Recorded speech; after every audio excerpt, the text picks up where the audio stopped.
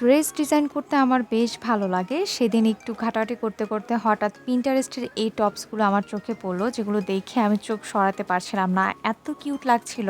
মনে হচ্ছিল এই সামারে এরকম একটা টপস না বানালে পুরো অন্যায় হয়ে যাবে। সেম টু সেম এই টপটা আমি রিক্রিয়েট করলাম। বিশ্বাস করো এত কিউট হয়েছে, মানে আমি চোখ সরাতে পারছিলাম না। যেহেতু এখন সামার, টপটা বানানোর জন্য আমি অনলাইনে বেশ কিছুদিন ধরে ফেব্রিক সার্চ করছিলাম, আর তখন একটা পেজে এই চাইনিজ অর থাই কটনটা আমার চোখে পড়ে। যেহেতু এটা একটা সামারি ভাইবস দিচ্ছিল, এটা ইয়েলোর মধ্যে খুব সুন্দর ফ্লোরাল প্রিন্ট করা, সো আমি ভাবলাম এইটা দিয়ে বানানো যাক। বাট টেইলারকে তো দেখাতে হবে, তাই আমি খুব সুন্দরভাবে একটা ডিজাইন এঁকে নিয়েছি, যাতে করে আমি আবার টেইলারকে ক্লিয়ারলি বুঝাতে পারি যে আমি কেমন টপস চাচ্ছি।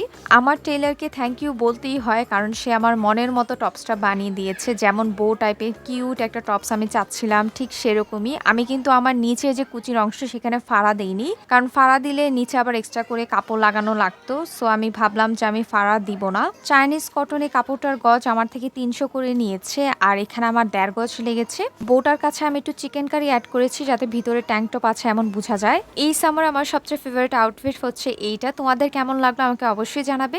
নতুন ভিডিও পেতে আমার পেজটি ফলো করবে। টাটা।